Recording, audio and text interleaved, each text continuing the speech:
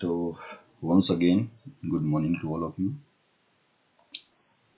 आज का जो हमारा टॉपिक है लास्ट कॉलिगेटिव प्रॉपर्टी को डिस्कस करेंगे। आज हम जो हमारी लास्ट कॉलिगेटिव प्रॉपर्टी है उसका नाम है यहाँ पे ऑस्मोटिक प्रेशर। ऑस्मोटिक प्रेशर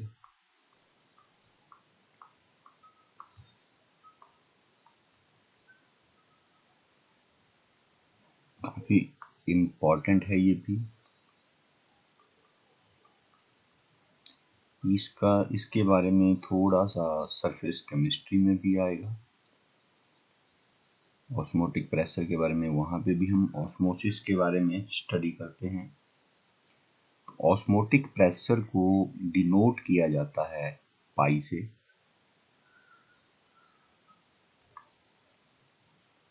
ठीक है, ऑस्मोटिक प्रेशर को पढ़ने से पहले हमें इसमें स्टडी करना है अबाउट ऑस्मोसिस।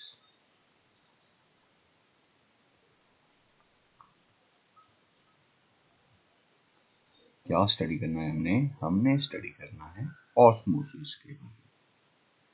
तो ऑस्मोसिस को पढ़ने के लिए, इसको समझने के लिए थोड़ा सा मैं आपको पहले एक एक्सपेरिमेंटल सेटअप की हेल्प से थोड़ा सा बताऊंगा कि होती क्या है ऑस्मोसिस। उसके बाद इसको हम डिफाइन करेंगे। तो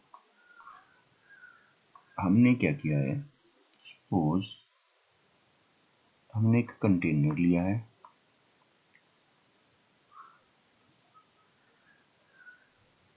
ये कंटेनर है, इस कंटेनर को मैंने यहाँ पे सेपरेट किया हुआ है with the help of A SPM. SPM क्या है? SPM is semi permeable membrane. Semi permeable membrane. अब ये सेमी परमिएबल मेम्ब्रेन क्या हुई? सेमी परमिएबल मेम्ब्रेन ऐसी मेम्ब्रेन है जो अपने में से सॉल्वेंट के मॉलिक्यूल्स को पास होने देती है, बट सॉल्यूट के जो यहाँ पे मॉलिक्यूल्स होते हैं उनको पास नहीं होने देती है। ठीक है, क्या बताया मैंने? एसपीएम क्या होती है? Semi permeable membrane.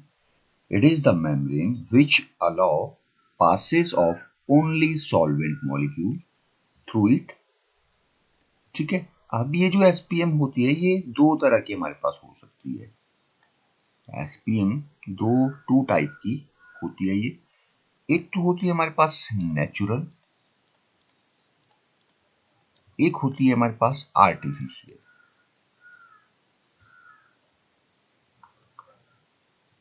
Natural and artificial.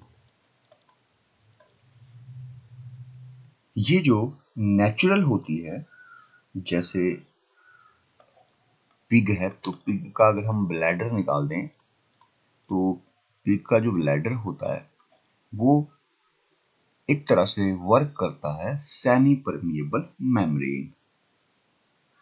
ये सॉल्वेंट मॉलिक्यूल्स का पासेज होने देगा। On the other hand artificially semi permeable membrane क्या हुई? इसको हम लेबोरेटरी में प्रिपेयर करते हैं, सिंथेटिकली प्रिपेयर्ड है ये। इसमें हम एग्जांपल होता है हमारे पास सेलोफेन का। ठीक है, सेलोफेन क्या है? इसके ऊपर इसमें सेलुलोज जेंथेट ऐड किया होता है, यानी कि प्रिपेयर किया होता है लेबोरेटरी में। ठीक है, सेलुलोज की हेल्प से ही इसको प्रिपेयर किया जाता है। Second, parchment paper. Parchment paper,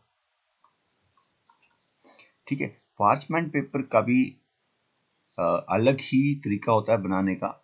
इसके ऊपर कोटिंग कर दी जाती है। जैसे आपके पास सिंपल पेपर है, उसके ऊपर हम उसको बना देंगे, किस हिसाब का बना देंगे, उसके ऊपर कुछ ही सेलुलोज की ही कोटिंग कर दी हमने, तो हम उसके ऊपर क्या कर देंगे, कोटिंग कर देंगे और उसको उस लायक बना देंगे कि वो अपने में से सिर्फ और सिर्फ जो है सॉल्वेंट के मॉलिक्यूल्स को पास होने दे। ओके, नाउ अब मैं क्या करता हूँ, ये जो मैंने यहाँ पे कंटेनर लिया, इस कंटेनर में मैं क्या करता हूँ, यहाँ पे मैंने शुगर का सॉल्यूशन ऐड कर दिया। दोनों तरफ मैंने क्या किया, शुगर सॉल्यूशन ऐड कर दिया। यहाँ पे भी शुगर एंड यहाँ पे भी हमने क्या ऐड कर दिया, शुगर। डिफरेंस क्या है दोनों तरफ, यहाँ पे ये जो लेफ्ट हैंड साइड है या राइट हैंड, किसी भी साइड आप कर सकते हो, इस साइड ये जो शुगर की कंसेंट्रेशन है, ये मैं शुगर के मॉलिक्यूल्स मान सकते हैं आप इनको, किसी एक साइड जो कंसेंट्रेशन है शुगर की वो बहुत लेस है, यानी कि एक तरफ डाइल्यूट सॉल्यूशन आप मान सकते हो। ठीक है, यहाँ पे शुगर का सॉल्यूशन जो है वो डाइल्यूट है, इस तरफ शुगर का सॉल्यूशन जो है कंसंट्रेटेड शुगर सॉल्यूशन। अब क्या होगा, जैसे ही क्योंकि हमने इसको एक पार्चमेंट मेम्ब्रेन, इसको यहाँ पे लिख लें आप, एसपीएम को ही पार्चमेंट मेम्ब्रेन भी बोला जाता है, पार्चमेंट मेम्ब्रेन भी इसको बोला जाता है। अब क्या होगा कि जिस तरफ सॉल्वेंट ज्यादा होगा, वहां से ये जो वाटर के मॉलिक्यूल्स हैं ये क्या करेंगे, यहां से जिस तरफ सॉल्वेंट कम होगा उस तरफ मूव करना स्टार्ट कर देंगे।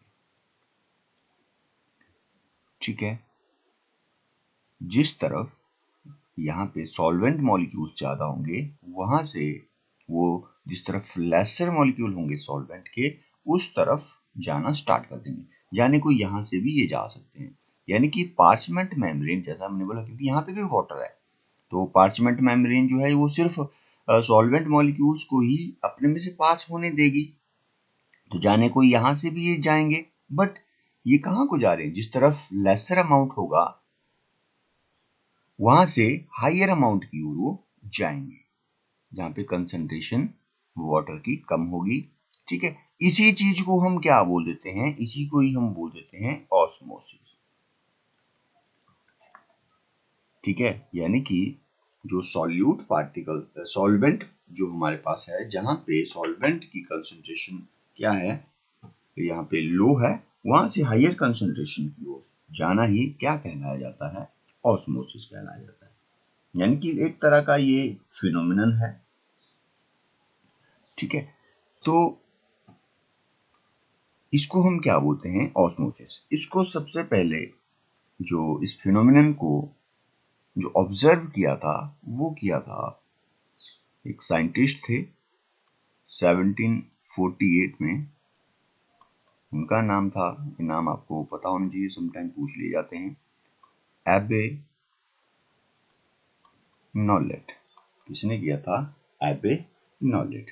तो अगर आप हमने ऑस्मोसिस की डेफिनेशन लिखनी हो तो आप इसको लिख सकते हो, the movement of solvent molecule, osmosis क्या हुआ, the movement of solvent molecule from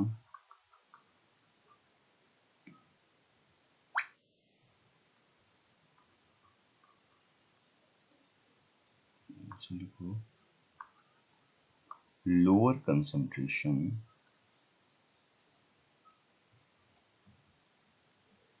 to higher concentration. अब देखो यहाँ पे एक चीज होगी कि ये जो मूवमेंट ऑफ आयन जो है, मूवमेंट ऑफ सॉल्वेंट जो यहाँ पे मॉलिक्यूल्स हैं, जैसे ये वाटर के मॉलिक्यूल्स हैं, ये इस लोअर कंसंट्रेशन से जो हायर कंसंट्रेशन की ओर को जा रहे हैं, ये तब तक चलता रहेगा जब तक दोनों के बीच में एक इक्विलिब्रियम एस्टेब्लिश्ड नहीं हो जाता। ये कब तक दोनों के बीच में चलता रहेगा? जब तक इन दोनों के बीच में इक्विलिब्रियम एस्टेब्लिश्ड नहीं हो जाता।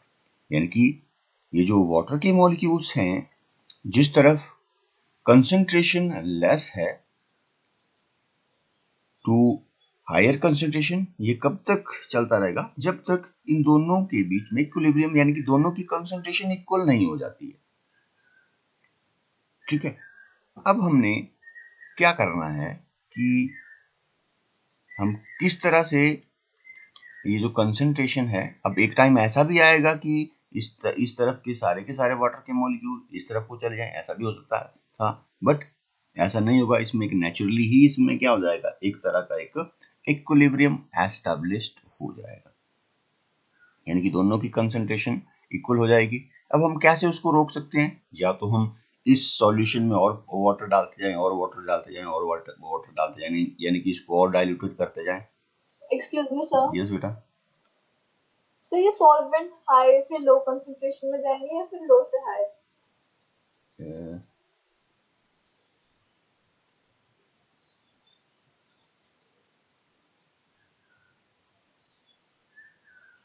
लो, अच्छा, लो से जाएंगे बेटा, लो से जाएंगे। कंसंट्रेशन इस तरफ, क्योंकि जिस तरफ को लो कंसंट्रेशन होती है वहीं से ही जाते हैं। बायो में आपने वो हायर तो नहीं पढ़ा हुआ है? हायर से लो पढ़ा है क्या? तो हाई टू लो होता है सॉल्ट। नहीं, पर जाएगी तो जहाँ पे कंसंट्रेशन कम होगी वहीं से ही जाएंगी मेरे ख्याल से। एक मिनट,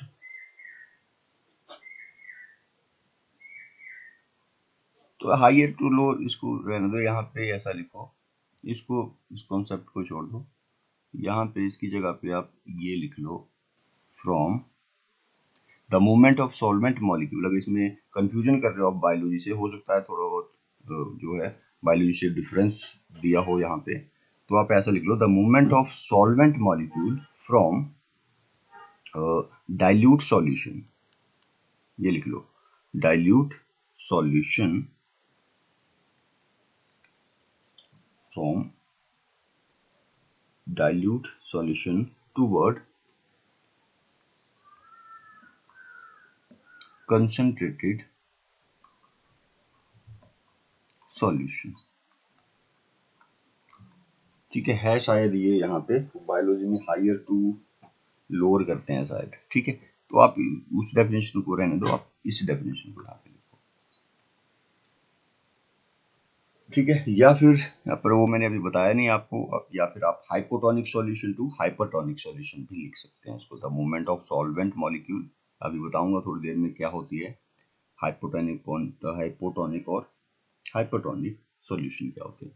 तो ये ठीक है, इसको लिख लो, the movement of solvent molecule from dilute solution towards concentrated solution is called as osmosis. या आप प्योर सॉल्वेंट से आप डाइल्यूट सॉल्वेंट की से को भी आप इसको लिख सकते हो। ठीक है, तो अब क्या होगा, जैसा कि मैंने आपको बताया कि यहाँ से जो प्योर जो हमारे पास यहाँ पे सॉल्वेंट था, वहां से मॉलिक्यूल्स इस तरफ को क्या हो रहे थे, मूव हो रहे थे। अब जैसा कि मैंने बोला कि अगर हमें इस चीज को रोकना है तो हम क्या कर सकते हैं, या तो मैं इस तरफ को क्या कर दूंगा, इसकी कंसंट्रेशन को इंक्रीज कर दूंगा, या मैं इस तरफ सॉल्वेंट के मॉलिक्यूल्स और डालता जाऊंगा। तो आप क्या देखेंगे, आपको यहाँ पे इस तरह की पिक्चर देखने को मिलेगी। ये जो आप यहाँ पे देख रहे हैं, यहाँ पे इस पिक्चर में आपको दिख रहा होगा कि जो प्योर सॉल्वेंट है, यहाँ से ये मॉलिक्यूल्स कहाँ को जा रहे हैं, जिस तरफ सॉल्यूशन है, कंसंट्रेटेड सॉल्यूशन है, इसको हमने क्या किया हुआ है, एक सेमी परमिएबल मेम्ब्रेन की हेल्प से इसको जो है सेपरेट किया हुआ है। तो यहाँ से भी आप देख रहे हैं, आप यहाँ से भी मॉलिक्यूल्स इस तरफ को आ रहे हैं, ठीक है, यहाँ से भी। यानी कि ये क्या पास होने दे रही है, ये सिर्फ और सिर्फ प्योर सॉल्वेंट है, यानी कि जो इसको हम वाटर बोल देते हैं, उसको ये पास होने अपने में से दे रही है, ठीक है। अब आपको यहाँ पे जैसे ही प्रोसेस होगी तो आप यहाँ पे देखेंगे कि जो जिस तरफ जो हमारे पास जहाँ पे जो कंसंट्रेटेड सॉल्यूशन होगा, जैसा कि आप यहाँ पे देख रहे हैं, यहाँ पे आपको एक तरफ अगर आप इस तरह की यूट्यूब लें तो एक तरफ आपको क्या दिखेगा, ये जो अमाउंट है ये हाइयर दिखेगा एक तरफ को, यानी कि अगर हम इस तरह की यूट्यूब लें तो इसमें जो सॉल्यूशन का जो लेवल है एक तरफ वो क्या हो जाएगा, इंक्रीज हो जाएगा, वो बढ़ जाएगा दूसरी तरफ से, पर होगा वो इसी तरह का। अगर हम ऑपरेटर्स में ये करते हैं, अगर इस तरह के ऑपरेटर्स में करते हैं तो उतना ज़्यादा हमें पता नहीं चलेगा, ठीक है। अब हमें क्या करना है, जब ये जो इक्वल हो गया, जब इनका ये जो अमाउंट है, यानी कि यहाँ से इस तरफ जो सॉल्वेंट के मॉलिक्यूल जो कंसंट्रेटेड सॉल्यूशन की तरफ को जा रहे हैं, ठीक है, जब ये इक्वलाइज हो गया, यानी कि इनके बीच में एक जब इक्विलिब्रियम एस्टैब्लिश्ड हो गया, ठीक है, बट हमने बाहर से इसमें और सॉल्यूट का मॉलिक्यूल डालते गए, हम डालते गए, ये चलता रहा, और इस तरफ को इसका जो सॉल्यूशन का जो लेवल है ये भी इंक्रीज होता गया। तो यहाँ पे जितना ये जो लेवल इसका इंक्रीज हुआ, ठीक है, यानी कि यहाँ से यहाँ पे जितना इंक्रीज हुआ, अब मैंने क्या करना है, मुझे फिर से यहाँ से ये जो वाटर के मॉलिक्यूल्स है इसमें आप देख रहे हैं, ठीक है, मुझे इन वाटर के मॉलिक्यूल्स को क्या करना है, इस तरफ को भेजना है। तो मुझे क्या करना पड़ेगा, इस तरफ को मुझे प्रेशर अप्लाई करना पड़ेगा, ठीक है, मुझे क्या करना पड़ेगा, इस तरफ प्रेशर अप्लाई करना पड़ेगा, क्योंकि इस तरफ अगर मैं और वाटर के मॉलिक्यूल डालता हूं, मैं क्या करता हूं, इस तरफ मैं और वाटर के मॉलिक्यूल डालता हूं, तो और यहां से जो वाटर के मॉलिक्यूल्स हैं, ये जो प्योर सॉल्वेंट है, ये फिर से इस तरफ को चलता जाएगा, क्योंकि ये तो चलता ही जाएगा जब तक ये आपका इक्वल नहीं हो जाता, ये इक्विलिब्रियम को एस्टैब्लिश करना चाहेगा, ठीक है। तो मैं इस तरफ को क्या करूंगा, प्रेशर अप्लाई करूंगा। किस चीज के लिए प्रेशर अप्लाई करूंगा, मैं प्रेशर अप्लाई करूंगा कि ताकि ये जो मॉलिक्यूल्स हैं, ये जो यहाँ पे आप सॉल्वेंट के मॉलिक्यूल देख रहे हैं, ये इस पार्चमेंट मेम्ब्रेन से इस तरफ को ना आ सके। बस मुझे उतना ही प्रेशर अप्लाई करना है सॉल्यूशन की तरफ कि ये जो सॉल्वेंट के मॉलिक्यूल्स हैं ये पास ना हो सके, क्योंकि ये मॉलिक्यूल तो पास नहीं होंगे, और इस तरफ हमने डाइल्यूट सॉल्यूशन किया हुआ है, यहीं से ही ये क्या करेंगे, इस वाटर के मॉलिक्यूल इस तरफ को जाएंगे। तो मुझे उतना प्रेशर यहाँ पे अप्लाई करना है कि मैं इनको रोक सकूं, यहाँ से इनके फ्लो को डाइल्यूट टू कंसंट्रेटेड सॉल्यूशन में जो इनका जो है यहाँ पे फ्लो है उसको मैं रोक सकूं। तो मैंने क्या किया, यहाँ पे प्रेशर अप्लाई किया, चाहे मैं कोई भी पंप लिया, मैंने पंप से प्रेशर अप्लाई किया, बट मुझे उतना ही प्रेशर अप्लाई करना है कि ये रुक जाए, ठीक है। इस प्रेशर को हम बोलते हैं ऑस्मोटिक प्रेशर, इस प्रेशर को हम क्या बोलते हैं, ऑस्मोटिक प्रेशर। यानी कि ऑस्मोटिक प्रेशर क्या हुआ हमारे पास, the minimum pressure which must be applied on the solution side to prevent the flow of solvent molecule towards the solution side is called as osmotic pressure, ठीक है। तो आप लिख सकते हैं osmotic pressure की definition, it is the minimum pressure which must be applied on the concentration on the solution side, लिखो concentrated solution side भी लिख सकते हो, on the solution side to prevent osmosis. Osmosis is called as osmotic pressure. ठीक है, हमने क्या करना है, हमने इस ऑस्मोसिस, जो ये ऑस्मोसिस हो रही है, इस ऑस्मोसिस को हमने रोकना है। हमने उतना ही यहाँ पे प्रेशर देना है कि इसके मॉलिक्यूल्स यहाँ से यहाँ ना जाएं, क्योंकि ये तो चलते रहेंगे जब तक इनके बीच में इक्विलिब्रियम एस्टेब्लिश नहीं होता। तो बस सिर्फ हमने इसी को ही रोकना है। तो इसी प्रोसेस को हम क्या बोलते हैं, इसी को हम बोलते हैं ऑस्मोटिक प्रेशर। अब ये जो ऑस्मोटिक प्रेशर है, ये जो आपका ये जो ऑस्मोसिस थी, ये डिपेंड करती है किसके ऊपर, एक तो कंसंट्रेशन के ऊपर डिपेंड करेगी। ठीक है, जितने ज्यादा यहाँ पे नंबर ऑफ मोल्स या जितना ज्यादा इस साइड कंसंट्रेटेड सॉल्यूशन होगा, उतना ज्यादा फ्लो यहाँ से वाटर के मॉलिक्यूल्स का डाइल्यूट सॉल्यूशन से कंसंट्रेटेड सॉल्यूशन की ओर जाएगा। और दूसरा डिपेंड करता है ये टेम्परेचर के ऊपर। किसके ऊपर डिपेंड करता है ये दूसरा, टेम्परेचर के ऊपर ये डिपेंड करता है। यानी कि जो ऑस्मोटिक प्रेशर है, इट डिपेंड्स अपॉन कंसंट्रेशन, क्योंकि ये एक कॉलिगेटिव प्रॉपर्टी है। और कॉलिगेटिव प्रॉपर्टीज क्या होती हैं, which depends upon the number of solute particle and temperature. ठीक है, और टेम्परेचर के ऊपर ये डिपेंड करता है। सो जैसे कि यहाँ पे भी आप इसमें भी देख रहे हैं कि हमने क्या किया, यहाँ पे pressure greater than that is pi solution. ठीक है, या आप इसमें बोल सकते हो ऑस्मोसिस सॉल्यूशन भी आप इसमें बोल सकते हो। अब देखो यहाँ पे इसकी जो डेरिवेशन है, जैसा कि मैंने बोला कि ऑस्मोटिक प्रेशर जो होगा ये डिपेंड करेगा एक तो कंसंट्रेशन के ऊपर। तो आप बोल सकते हो osmotic pressure is directly proportional to concentration and osmotic pressure is directly proportional to temperature. ठीक है, दो चीजों के ऊपर ये डिपेंड करता है। नाउ ये जो दो इक्वेशंस हैं, अगर हम इनको इक्वलाइज कर दें तो क्या हो जाएगा, ये pi is directly proportional to C and T. यहाँ पे सी क्या है, is the concentration of solution, T क्या है यहाँ पे, टेम्परेचर। अगर मैं इस प्रोपोर्शनैलिटी साइन को यहाँ से हटा दूं तो पाई क्या हो जाएगा, is equal to C R T. यहाँ पे आर क्या हुआ हमारे पास, R is universal gas constant. क्या हुआ, ये यूनिवर्सल गैस कांस्टेंट, और इसकी वैल्यू आप जानते हैं 0.0821 लीटर एटीएम केल्विन पर मोल।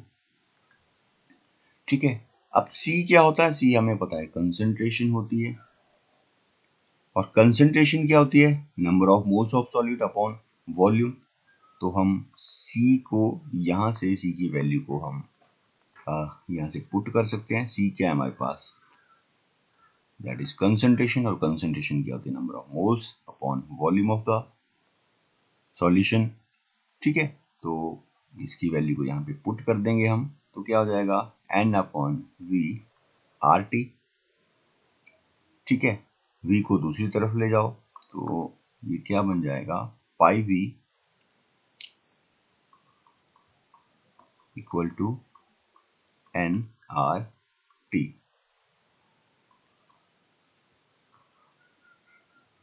ठीक है, तो ये हमारे पास यहाँ पे एक इक्वेशन बन जाती है जो आपको ऑस्मोटिक प्रेशर कैलकुलेट करने में हेल्प करेगी। अब इसकी हेल्प से हम, जो ऑस्मोटिक प्रेशर है, इसकी हेल्प से हम क्या कर लेते हैं, we can also determine the molar mass of the solute. So determination of molar mass of solute.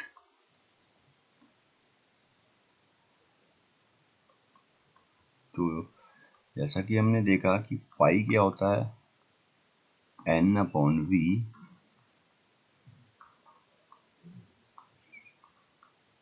RT। तो पाई क्या होता है, यहाँ से अगर मैं n की वैल्यू को पुट करूँ तो आप जानते हैं, तो n क्या होता है, given weight upon molecular weight. तो क्योंकि सॉल्यूट के केस में हम लिख रहे हैं यहाँ पे, तो मैं W2/M2 लिख दे रहा हूँ, और RT/V। ठीक है, तो यहाँ से अब अगर मुझे क्या कैलकुलेट करना है, इसका मास कैलकुलेट करना है। M2 is equal to W2/RT/V। तो हम इसकी हेल्प से, अगर हमें ऑस्मोटिक प्रेशर पता है, तो we can calculate the molecular mass of that solute also.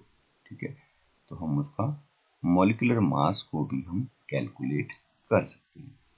ठीक है, तो ये हुआ हमारे पास ऑस्मोटिक प्रेशर। अब बट इसमें कुछ एक टर्मिनोलॉजी आती है, वो आज इसमें बच गई हैं, उसको हम जैसे इसमें कुछ एक टर्में आती हैं, जैसे हाइपरटोनिक सॉल्यूशन क्या होता है, हाइपोटोनिक सॉल्यूशन क्या होता है। ठीक है, तो उसके बारे में हम कल को मैं इनकी डेफिनेशन जो है वो बताऊंगा। क्लियर है? ठीक है, तो इतना आपने कल लेना है, और कल शायद आपका टेस्ट भी होगा। तो टेस्ट के लिए भी आपने कहाँ तक बोला है आपको टेस्ट के लिए?